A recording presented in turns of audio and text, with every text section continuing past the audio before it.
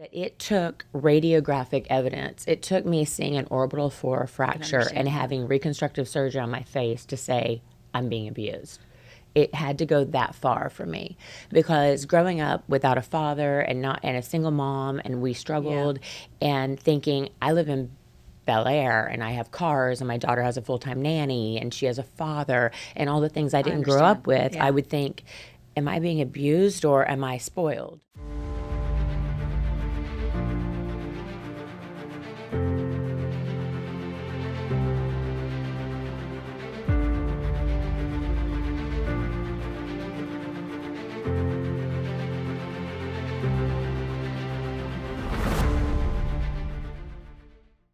Hi everyone, this is Dr. Christina Rahm, and I am here today with Taylor Armstrong.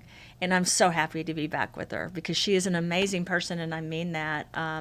Her heart and her soul comes through. And I just told her I didn't see it. I saw it in the show, but not like I see it in person, which is a major compliment to you.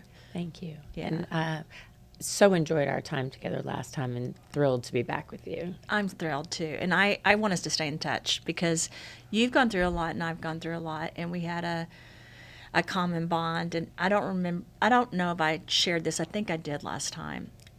We're going to this meeting in South Carolina, both of us. A lot of the women that have been there, that will be there, went through what we've gone through. Yeah. And now they've succeeded, and they are, and not that they weren't succeeding then, but going through a trauma is really hard, and then coming out of it is another journey in itself. And you've done that so powerfully and so successfully, but you've also been sensitive and caring through this whole process. So I'd love for you to share with our audience a little bit about your background in case they haven't seen the first podcast, and then where you are now and where you're going. Yes.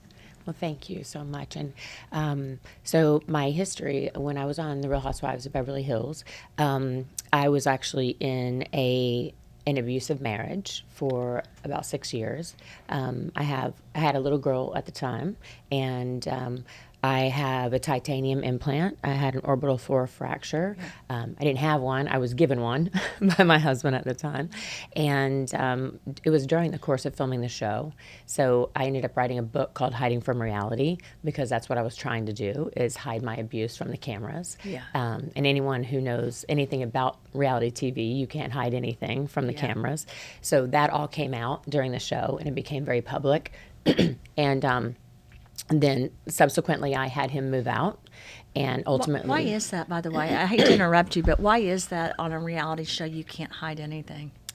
Well, when you're living in front of the cameras... Because you're living in front of the camera. You are. Really? Yeah. I didn't know that. Yeah. So they're just basically there with everything. They're there. It's scheduled. Yeah. But at the same time, Beverly Hills is a small town in a big city. It is. And people were very aware of what was going on in my marriage. And the original 6 of us were real friends. Unlike a lot of the reality shows you see now, they're not. We'd never filmed reality before. So our lives really unfolded on television. Because you didn't know, because you guys were just friends that, like I have 6 friends that could be on a reality show here. Not that we won't be. Let me stop that. Stephanie knows we've been asked before, and I'm like, I don't know if my life needs to be shown on reality TV. But I can understand because you're close to those people. Right. Yeah. The original 6 of us, 5 of us were married, and we had a divorce in season 1. My tragedies happened in season 2, a divorce in season 3. I mean, we were just but it was our real lives unfolding on television. Now, when I watch reality TV, I can see when people are playing to the cameras. Yeah. But we weren't doing that back then. It was really authentic. That's so interesting. What year was that? So we started, Kennedy, my daughter, turned 4 in season 1, and she's 19. So, oh, wow. It's been a hot minute. 2010, I guess, right? So, and then you went back on, right? I did. Because Stephanie told me. Yeah. Yeah, but why haven't I seen when she was back on? I went on Orange County for one season. I need to watch that season. Yeah, I'm the first person to ever switch cities. Andy Cohen, our boss, always said no one's ever switching cities, and I did because my family actually lived in Orange County from the time I was 17. Okay, and so it made sense that I would go from Beverly Hills to Orange County. If you were on New York and all of a sudden you're on Beverly Hills, it's a bit of a stretch, right? Yes. So it was a natural progression that I do one season, but it was challenging. So for me, because women's empowerment is my mission, after my abuse happened, I had my husband finally move out. And it was really eye-opening when I look back, because I do a lot of public speaking about the topic, is that it took radiographic evidence. It took me seeing an orbital 4 fracture and having reconstructive surgery on my face to say, I'm being abused.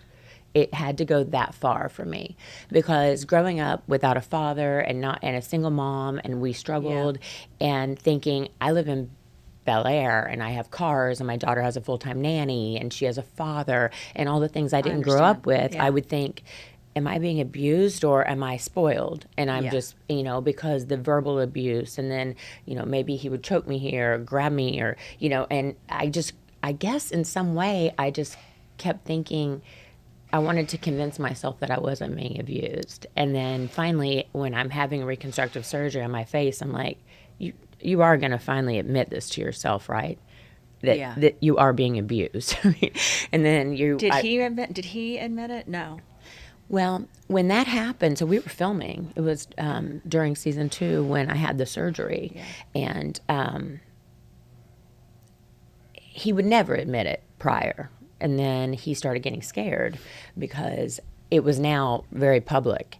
And he was concerned that the district attorney in Beverly Hills was going to press charges, regardless if I was or not. Right. Because you have a daughter, too. Yeah. Right. I've gone through this, so I know. Yeah. Unfortunately, no. Unfortunately, I am approached by so many women telling me they've been through it. So, so he started becoming a completely different person when he started getting afraid that he was going to go to jail, or, what the consequences were going to be. And, the sad thing is, a memory of mine that is heart-wrenching is when I woke up in my hospital room, I was kind of coming out of the morphine, and my mom and my best friend were in the room. I'm going to cry, but... Do you have Kleenex? Yeah, I understand. I'm so sorry. No. It makes me sad for them. Yeah, I understand. It makes me sad for my kids. So I understand. I feel, I'll cry too. I feel guilty.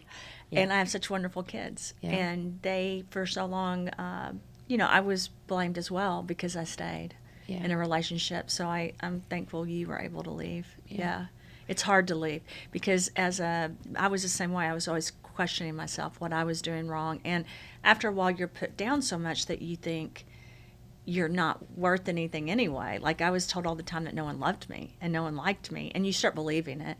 It happens gradually, but then there's an embarrassment. Like, when I watch things on television and see women being abused, I say to myself, I can't believe I allowed that in my life. 100%. Yeah. Yeah.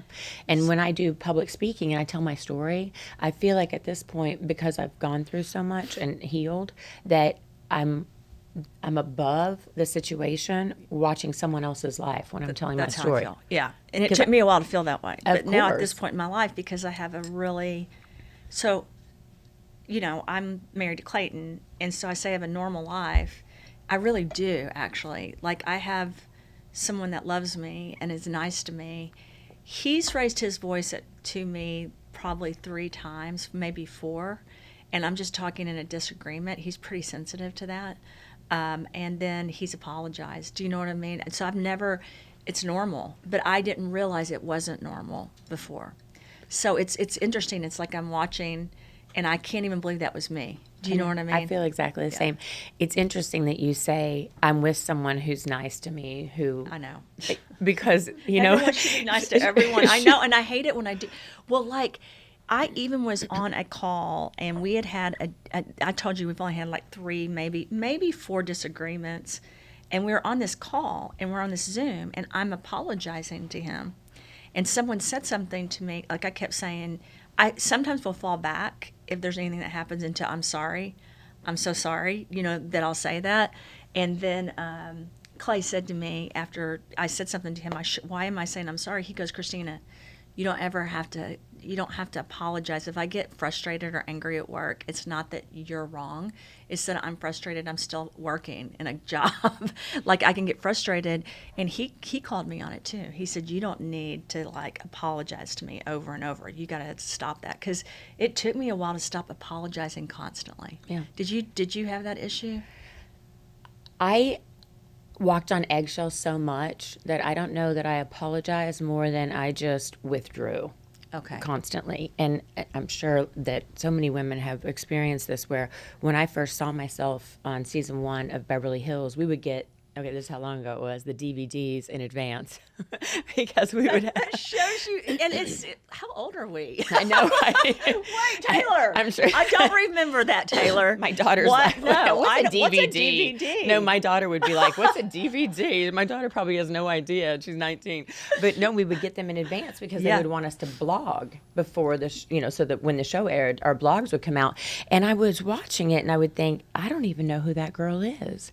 Because he would tell me, we would go to business dinners and he would say, oh, it was embarrassing. You laughed so much last night. And so then I would laugh less. And then he would say, oh, you think you're too good to talk to people and laugh. And so then you laugh less, you talk less, you're afraid to talk more. Your dress is too long, you look like a nun. Your dress is too short, you look like a whore. Yeah. I hate your hair like that. Yeah. And pretty soon. You've gained too much weight. You've lost too much weight. You can never win. No, you can't. And you're just trying to keep the lid on the pot from boiling over. And so I just became a ghost of myself.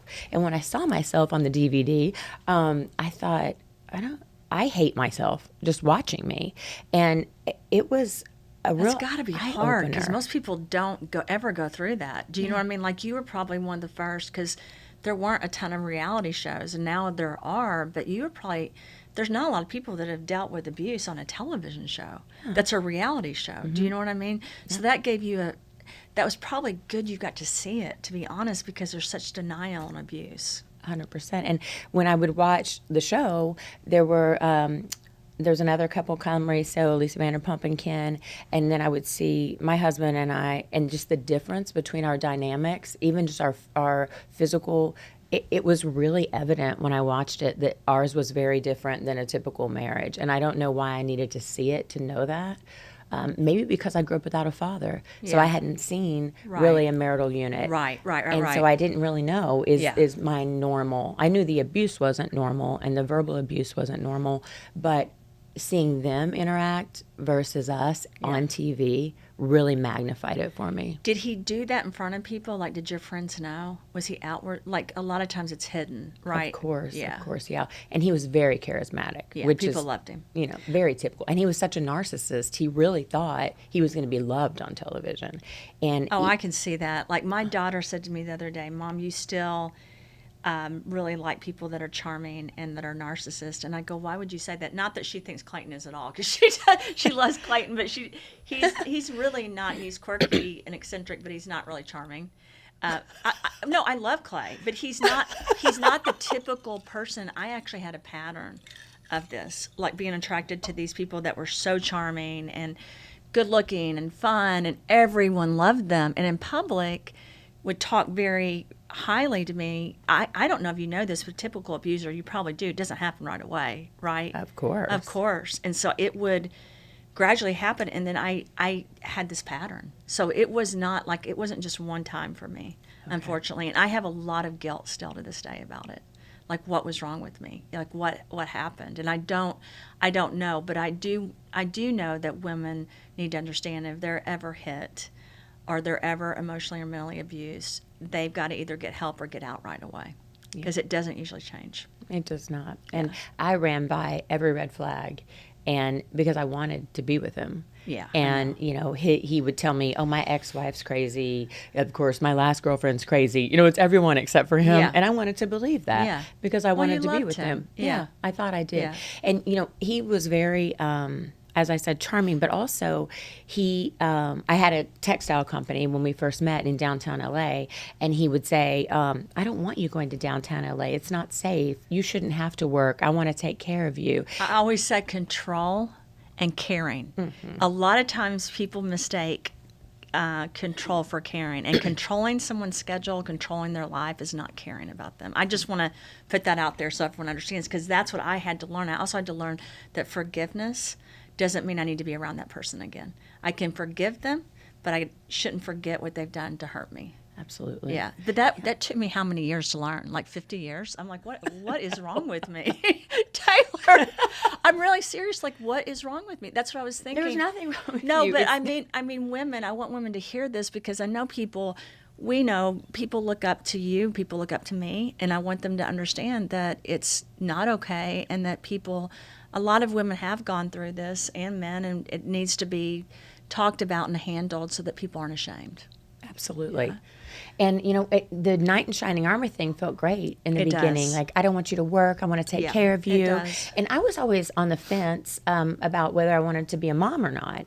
And just thought, well, I want to be a businesswoman. And do I want to try to do both?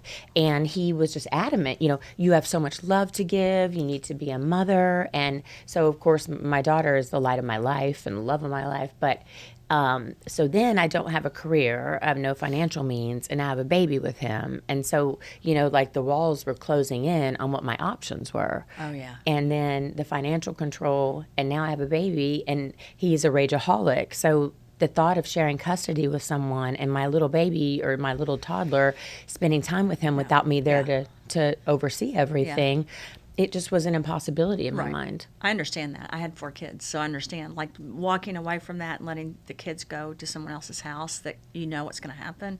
It's there, and I want people to know that there's not an option when you're a mother. Like I guess there could be, but honestly, you go to divorce court and they're going to get to see the kids, and you know what might happen to the kids, and when they're little. So for me, I had this goal, and I think I told you the first podcast when my daughter was 5. Right, I was leaving because then she'd be 5. But then when she was 5, my other one was 6, and then the other ones were in middle school, and there was no way. I'm like not going to leave a 5 and 6-year-old. Do you know what I mean? Like it was. Of course I do. Yeah. Yeah. I'm so glad you brought that up because I think a lot of people don't understand that. They're like, why did they stay? When you have a child as a mom, that's your priority. Yep. Well, and growing up without a father, I thought she has a dad, she has a nanny, she has means, she goes to a great school, and so I'll take what I have to keep that together for her. Yeah. Little did I know. So when she was 5, I had him leave the house after I had the orbital reconstructive surgery, and then subsequently I found him hanging. And she was unfortunately in the car with my assistant when I went into the house and found him. And was it over what he did to you, do you think, or just other things he was doing? There's a lot of speculation later that he could have been involved in some business dealings. But it was compounded. Yeah. I think he felt like he could go to jail for what he had done to me, and then some strange things that I found out later about business dealings and stuff. So I think it was just he was kind of imploding. Yeah. And as we talked about how you can see it from up above, and you look back at your life. Yeah. He was bipolar. Okay. But when you're in it, Yeah. you don't see that. Because he would fly off the handle, as you probably know, about things that made absolutely no sense. And then that's, again, that whole me becoming a ghost of myself because I don't know what's going to set him off. Yeah. I mean, I remember the first time he choked me, I was pregnant with Kennedy, and we were getting ready to go to a charity event. And he came into our bedroom. His children were visiting, my stepchildren, and I had ordered them a pizza. And he came downstairs and threw me up against the wall and was choking me. And he said, if you ever serve my children a pizza without a vegetable again, I'll kill you. Which is really not okay on any, like no one says that. Do you know what I mean? I mean, unless you have an issue. Yeah. Yeah. I mean, and I love pizza, but I don't usually eat a vegetable with it. So I was very confused by No, the... I don't either. But- Cheese on it. Is that a vegetable? But I mean, then from then on, I'm like, I guess they need like corn or something on the side. But you just keep adapting, and it's impossible to. It's impossible. It's impossible. You're never gonna. No.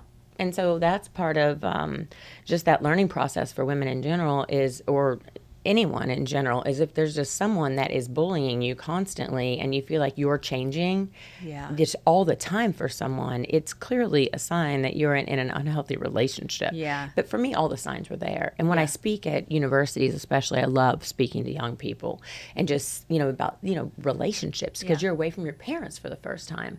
And I always tell them, like, your parents did not send me. So I'm just letting let Yeah, you know. yeah, Here's all the things yeah. I did wrong. And Oh, if you I'm just so good to tell girls because there's people don't realize the statistics about how many women have gone through abuse. There's a lot. And I think women need to constantly, like, I talk to my daughter a lot, about it so that she understands. I have to tell you, this is interesting. This is something I've learned about myself recently. I had never told Clayton, my husband, to like we travel all over the world. We're in 87. We're always we try to travel together, but let me be honest, it's impossible. Especially the more brands we've grown and like what we've done. So we have not separate lives, but I think the last week we were both in the Middle East, different places. Week and a half, I think we didn't see each other, maybe longer. I know that sounds horrible. I don't know. I go from one work day to the next, and I'm planning a wedding for my oldest son, so there's just so much going on. We talk every day, right? But we're not usually in the same place. And there was a particular incident that happened in Vegas where a friend of mine, Joy Smallwood, was like, I just feel like Clayton should stay home tonight. And I go, why do you think that? She goes, I just think in Vegas, there's all kinds of things you can get into. He's worn out, blah, blah, blah. My son was with me, my daughter, and I said, oh, well, I've never, ever told Clayton what to do. And she was like, what do you mean? I go, I've actually, people don't know this, but I've never said, Clayton, I'd like you to go back. I don't want you going to this party, right? Or I don't want you going to this dinner.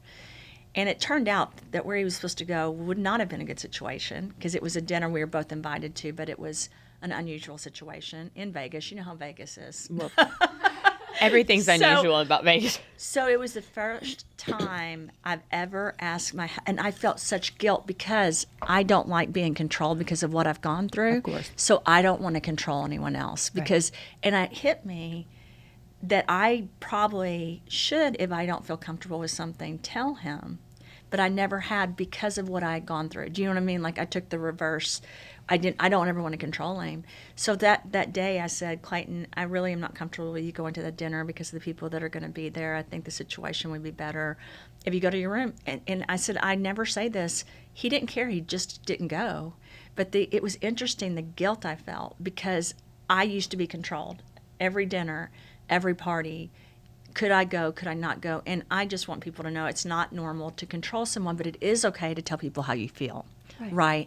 And I've had to learn all of that. And I'm a psychologist. Like I have a master's and a PhD in psychology. Do you know what I mean? I do. So why would I need to learn that? And it's because I have noticed, and I do know as a psychologist, that women that, and you've heard it a million times, that are enablers or that really care, it's harder to get them to basically learn the habits after they've been through abuse where it's healthy in a relationship. It's a transition. It's not easy.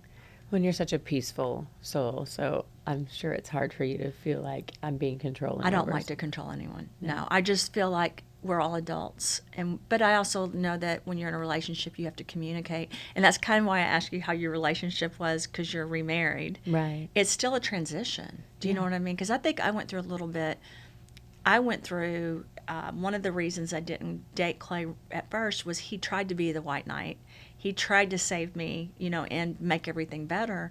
And I was worried about me falling in love with someone just because they were helping me. Right. And now of course, I really love him, but it took a while to get out of just being in constant, like red alert. Do you know what I mean? Of course. Yeah. And when my husband asked me to marry him, my current husband, I said, I will marry you, but you cannot change me because I'm just getting back to the girl I used to be. Yeah. The ghost is trying to fill her soul again.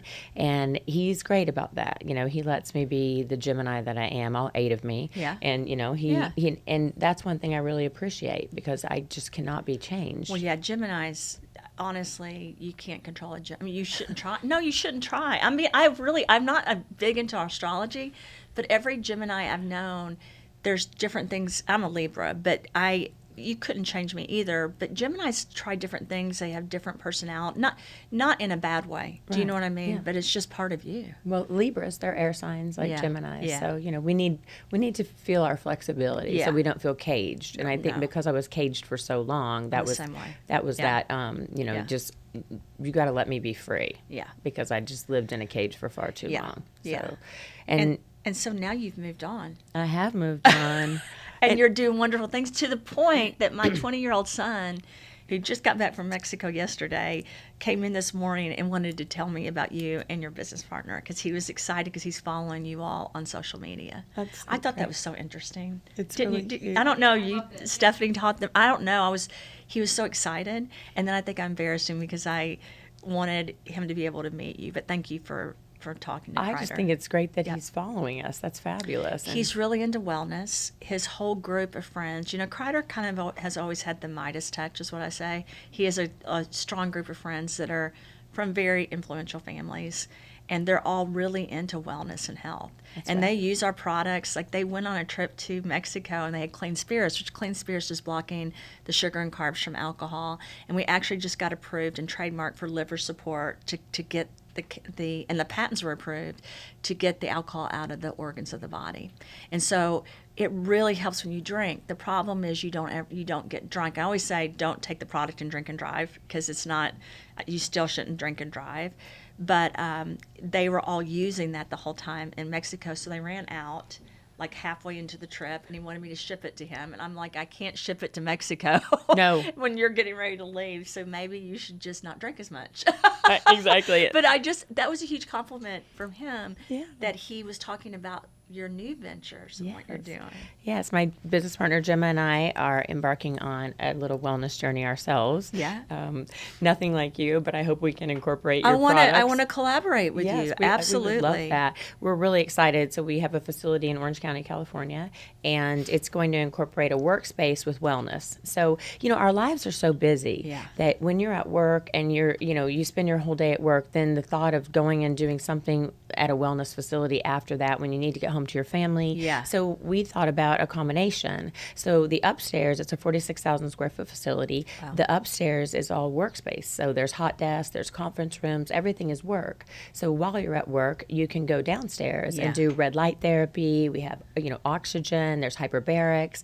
We have a couple pickleball courts, which I know you love. I love that. I never get to play. I'm going to have to come to your facility. I have one at the house, but you have to get me to a facility where other people are playing for me to play, because I really love pickleball. Yeah, I just think it's great because you can take a meeting and then go downstairs and get in a cold plunge and you just revitalize yourself and go back upstairs and go back to work. But you're getting your wellness throughout the day, so you're not having to incorporate it before work or after work. And it just revitalizes you to take a minute for yourself during the day. Are you leasing the spaces upstairs, the workspaces, or renting them? Yeah, so it's going to be a membership base. Okay. The whole thing is membership. So you can have an office space, a hot desk, and also have a membership to the downstairs club. Or if you need to rent the conference room, that would be a separate I didn't rental. catch that. That's awesome. Yeah. So what is the fee to be a member? So the first 100 people is going to be $1,000 a month. Okay. And that includes everything. And then after that, it's going to up to $1,500 for the second. When do you start that? I think we'll probably open in July. Okay. I want to be one of the 100. Yeah. And we want your products in there. I would love to have an office space and use that facility. That would be great for us. Yeah, we would love to have you, of course. And we want your coffee there. We want it all. I want my coffee. It's actually not mine. I would love to say it's our company's. I would love to take credit. I did do the process that this is. It's basically a Monarch. It's the only coffee that doesn't have toxins and is free trade, organic, 91% cup score. So there's no mycotoxins or anything in this coffee. And people don't know this, but coffee holds on to that. And so you can have a virus or bacteria or fungus from coffee. So it's a huge deal. And my oldest son, he would love that. He's the vice president of the company. Well, Gemma is really big on all of those things, and she was researching this brand. Was she? Oh, yeah. She was very excited. How old is Gemma? She's 25. No. 25? No. Oh, that's you, not her daughter. You look 25, but you're a grandmother. No, so you're not. She's not really 25. We have I'm just going to say. Get a picture of her. Yes, for she sure. She looks 25. Yes. She's your business partner. She is my business partner. And your but daughter's 19. Yes, she is. But Gemma's very big on all the things that like bacteria. So you were researching it. Oh, that's great. Yeah, she's constantly telling me about all the things I shouldn't be ingesting. Well, because you're going to be basically the face of this wellness space. That's why Kreider was excited, because he's into all of that. the cold plunge, the infrared, the med beds. And I'm like, why can't there just be one space? Why do we have to have a membership? In fact, my second son is now into it. And I'm like, why do we have to go to pay for 5 memberships? Do you know what I mean? Yeah. And I just love that for us, when we're working, then at the end of the day, I just don't have it in me to go to the gym. And this is going to have a full-blown, really high-end gym downstairs. So you can just say, There's no I'm going to excuse. take a break and go downstairs and Yeah. do something good for myself. And then I feel like it just is going to give people energy to go back to work. I And then agree. when you're finished with your work day, you get to spend more time with your family because Yeah. you've incorporated it all throughout your work day. So it's exciting. This will be good for us to have a place there. Have you sold the 100? No, we have not. That's why this will be great, because my husband's always trying to buy places, and Joy's always like, why don't we just like stay in a hotel or lease this place instead of buying it. But LA is one of our main spots, and we actually have talked numerous times about getting a place there because we both love LA. Yeah. We don't necessarily want to live there all the time, but we love going there, and this would be perfect. Yeah. And we also are going to have a couple of podcast studios in there. Oh, that's great. With full editing bays. Okay. And also marketing. So a lot of our focus great too for with the us. podcast studios is for doctors. Yeah. And so that they can come in and talk about wellness. And That's then of wonderful. course they're not professional editors and marketers. And so we'll have marketing capabilities and editing so that we can help them get their messages out about wellness That's so in the great. podcast studios. That's so great, because I shared with you one of the issues we have is when we go, and I would say predominantly LA, Miami, and New York are our hot spots. Austin a little bit. I explained earlier for podcasts, but we need better podcast people. Like, our editors are great, right? And we know how to do all this shooting, but when we go to the places, they're just not turning out great. Right. Yeah, you mentioned that. Yeah. So ours are going to be set up and they're going to be permanent. So it's not just like a pop up, because I think that's probably what you get into. That's what we do. Yeah, when you show up places Yeah. and then you're expecting them to know what they're doing. Yeah, and if so they don't, then we don't know, because I'm not an expert in lighting and film and everything. I Yeah. think you've got your hands full. You don't need to worry about lighting. Thank you, Taylor. Exactly. Give me When you're in 87 countries with 500 businesses, I'm pretty sure lighting is not like tops on your list. Well, I wish so my personality, I want to be an expert in social media. I want to be an expert in lighting, but the truth is there's only much time in the day. Yeah. Last night we were at a dinner and Clayton was like, yeah, we're going to open a clinic. And I go, we're actually not opening anything right now because we just bought manufacturing, and you can't do everything. But I know why he wants to open a clinic, because he wants our products in a place where our customers can come, because we are not huge in the United States, but we're growing now in the United States because now our focus is here. So our focus was international at first. So where you are is where you grow, right?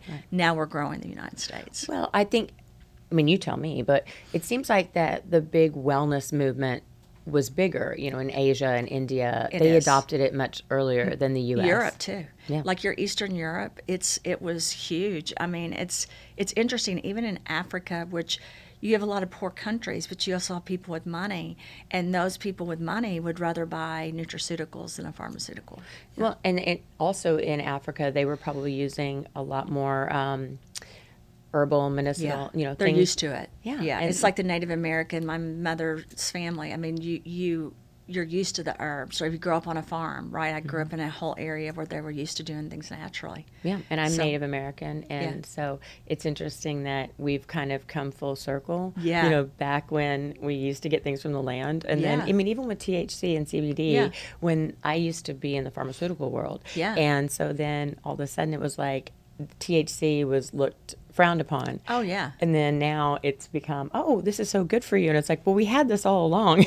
Oh, well, it's actually, they've had so many. So I have a very close friend, Dr. Annabelle Morgan. She's married to Gramps Morgan, who I think is the next president of this area, I don't really understand how the Grammys work, but of the Grammys. Great guy, reggae singer, amazing person. He's Bob Marley's nephew, and he's in the Morgan Brothers. He's received a lot of Grammys, but she's this rock star scientist that went to Vanderbilt with cannabis as her PhD, and their son lost 38% of his brain, and she used the isolates with THC to heal her son.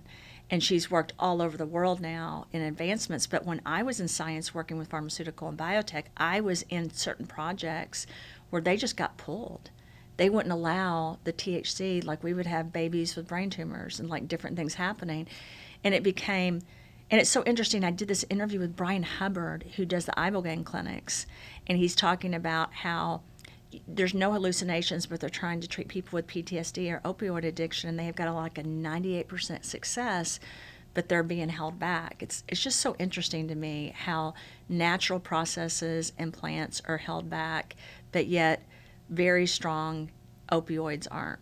Do you know what I mean? That's just always been fascinating to me. Well, there's a lot of lobbyists, right? Well, there's a lot of money behind Of course. pain meds, yeah. Right. Yeah. Well, and it's interesting with the PTSD because, of course, you and I probably both have experienced that. And a lot about what another project that Gemma and I are working on is called Empowered Experts. And it's the umbrella of different verticals for women who are helping other women with different processes. Yeah. So we have a woman in finance who helps Yeah. women start women-owned businesses and using grants. And Gemma works on helping women market and brand their businesses. I love that. And I have a vertical called The Comeback Queen, which I'm writing a book about. And it's about things that you and I were talking about with PTSD, but also letting go of that guilt you spoke about earlier and regret and decisions we made. And, just in writing the book, I'm trying to help women.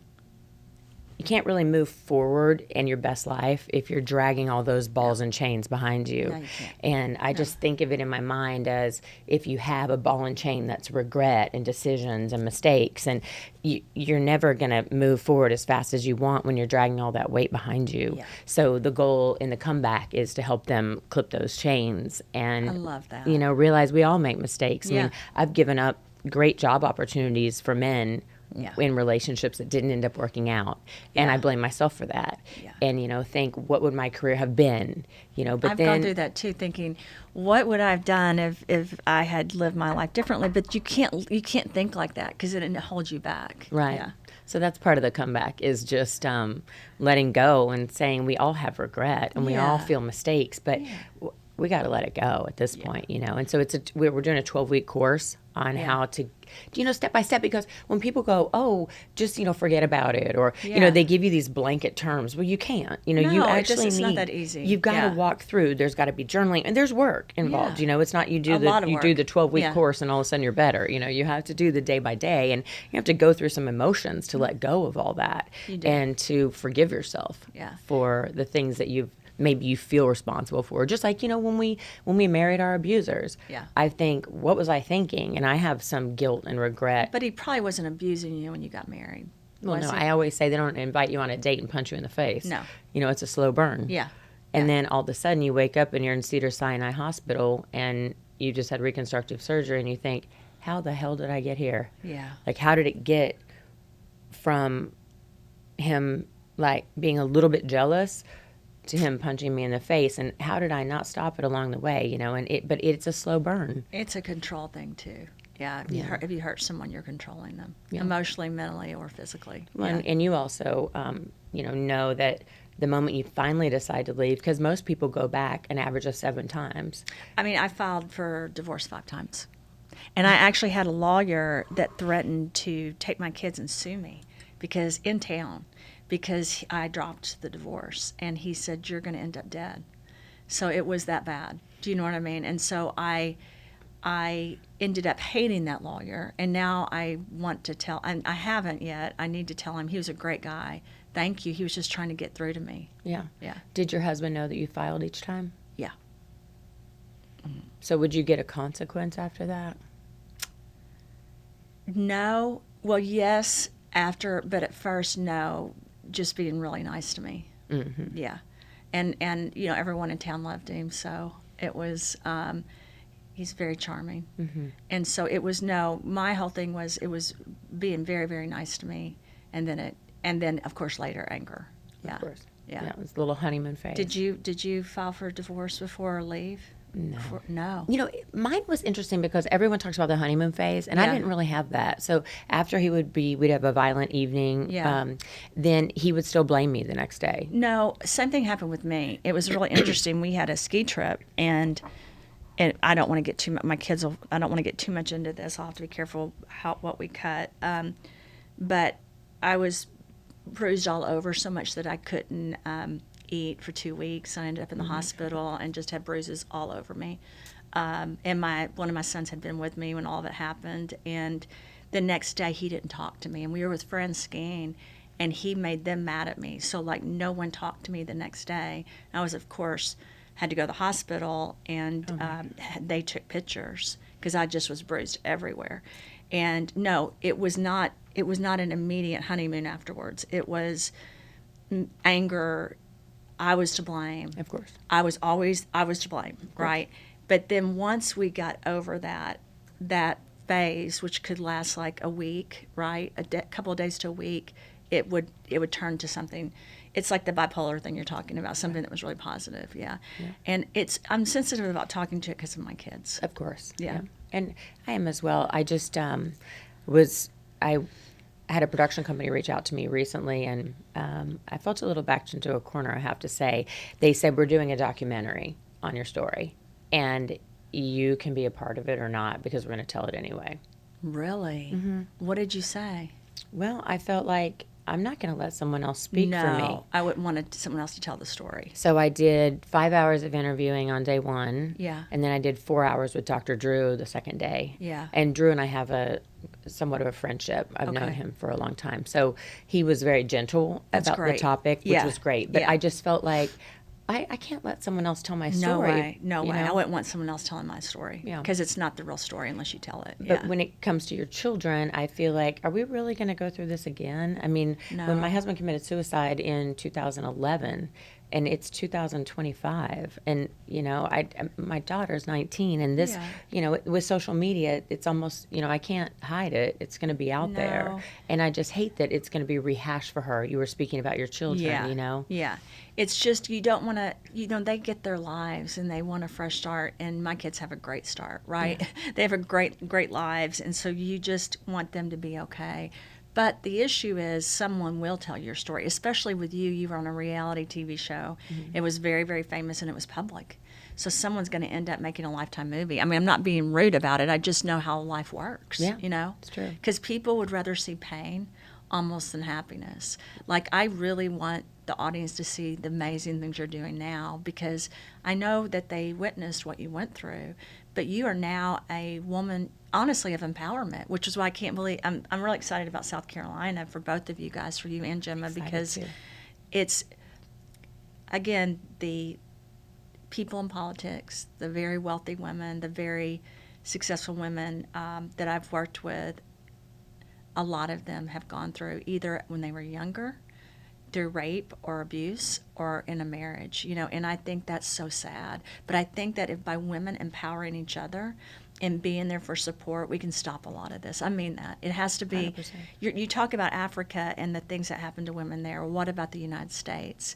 We've got to stop that. And it's not, I just had a discussion on the phone with Karen Floyd this morning, who's the owner and main person in Elysium magazine, and she also is known as a kingmaker throughout the United States in politics. She does a lot of stuff with women on both sides, the Republicans and the Democrats. But she was saying, Christina, we really need to use the South Carolina event to make sure younger women understand that it's not acceptable, and they have an older woman to come to talk to. And I love that message of empowerment that she wants to send at this meeting. You gave me chills, because I was thinking the exact same thing, as when our younger women see us all together as a unit, then as opposed to the cattiness that goes on between women. And that was one of the difficulties with me even just going on Orange County for a season, is I'm on this empowerment journey with the Comeback Queen and everything that we're doing with wellness and helping women move into their best life. And watching my friends fight on reality TV, I thought, this is like just not who I am anymore. Right, because then you're the, And even though I'm not a fighter, I just couldn't, it was just so hard for me to watch them argue with one another. And I just thought. What causes that, do you think? I think, well, part of it is the nature of reality TV. So you think a lot of it's reality TV and not the women? Or the women that have that personality are they gravitate toward reality TV, Yeah, because, yeah. and also it's attention seeking. Yeah. They, Yeah. they want to be the one on the forefront of the show. Yeah, you And get more attention if it's negative. of course. Yeah. And so we have to turn that around. Yeah. Like I can't wait for South Carolina because the attention needs Well, to be on the power as opposed to the demise of women. It is. And actually, because of Elysium and what they've done, they get a lot of PR, right? And they will really get PR. This is their 10-year anniversary. But what they're bringing on is they have women of influence, and then they have inspiring women the women with influence will mentor and help through the process, which is what I'm so excited about, because they've always had like older women, and now they're bringing in younger women for the older women to mentor. It's going to be so much fun. I know.